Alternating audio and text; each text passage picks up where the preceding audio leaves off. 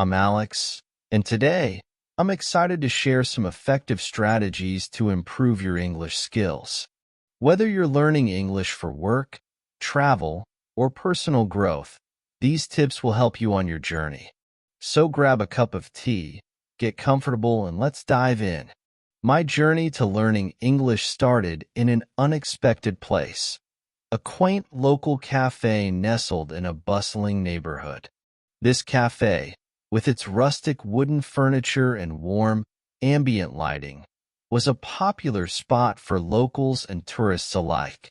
It was a place where the aroma of freshly brewed coffee mingled with the scent of baked goods, creating a welcoming atmosphere. After school, I would head there, eager yet nervous. I had secured a job for training as a barista, and it was my first time working in such an environment. The cafe had a modern and cozy vibe, offering an array of coffee, tea, chocolate cakes, and delicious sandwiches.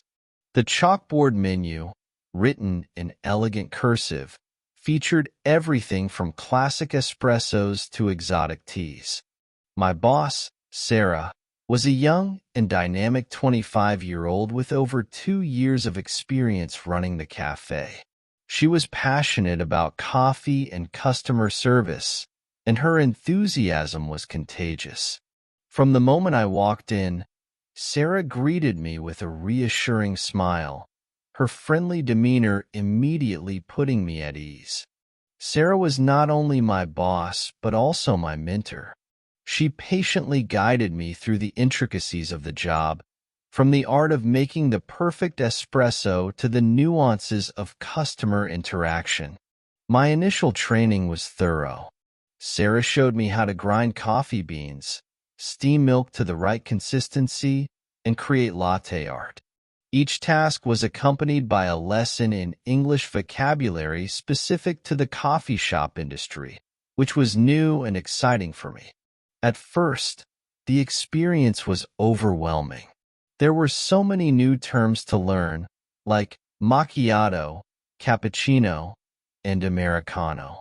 The process of memorizing the steps and understanding customer preferences was daunting, but Sarah's patience and encouragement helped me navigate these challenges. She would correct my mistakes with kindness, offering constructive feedback that helped me improve gradually.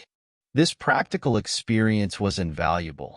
It not only built my confidence, but also provided a real-world context to apply my English skills. One memorable day stands out.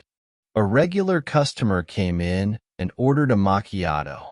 I had never made one before, and I felt a surge of anxiety. Sensing my hesitation, Sarah stepped in. She calmly guided me through the process, explaining each step.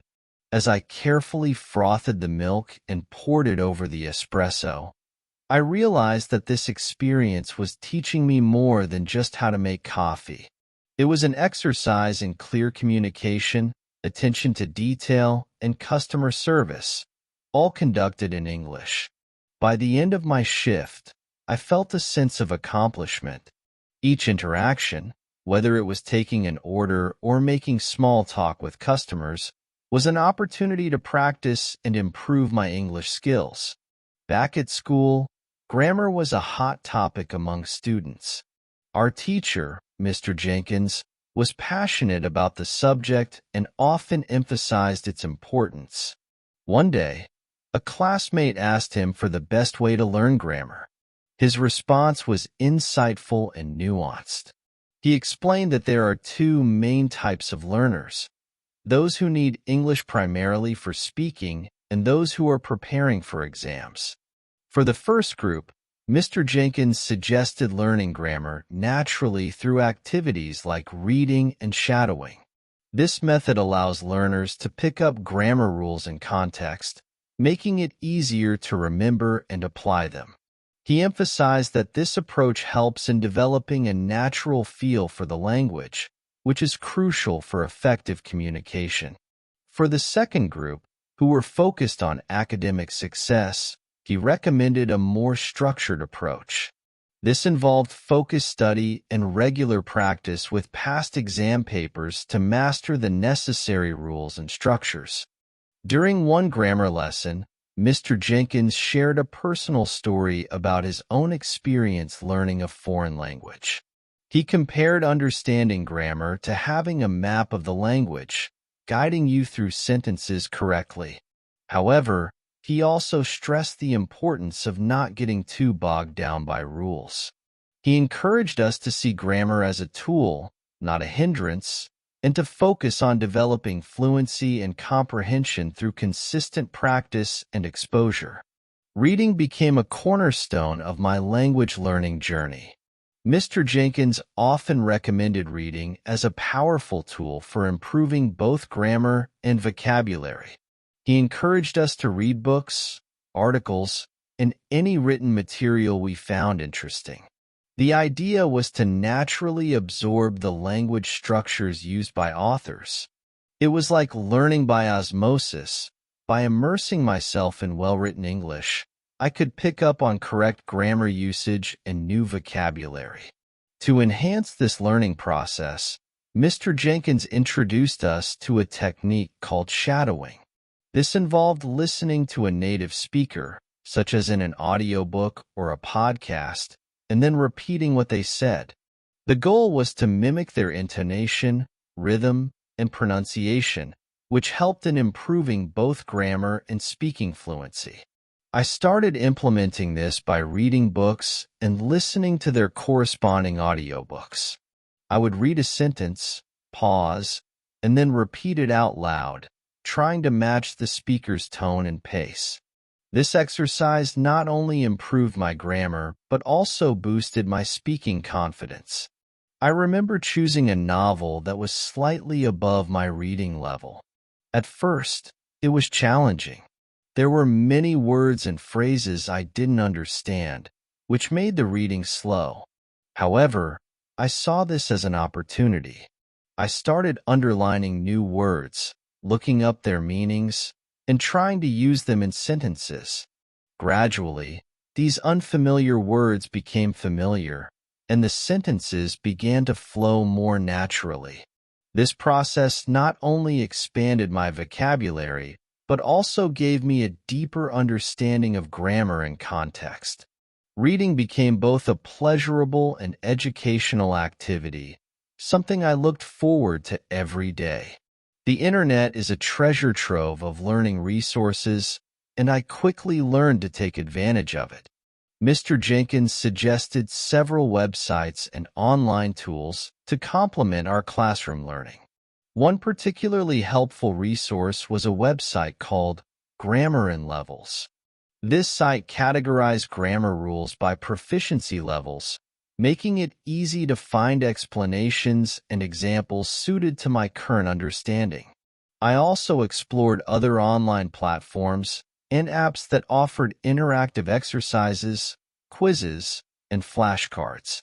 These tools made learning more engaging and fun. For example, I found a vocabulary app that used spaced repetition to help me remember new words. It would quiz me on the words I had learned at increasing intervals, ensuring that the information stayed fresh in my memory.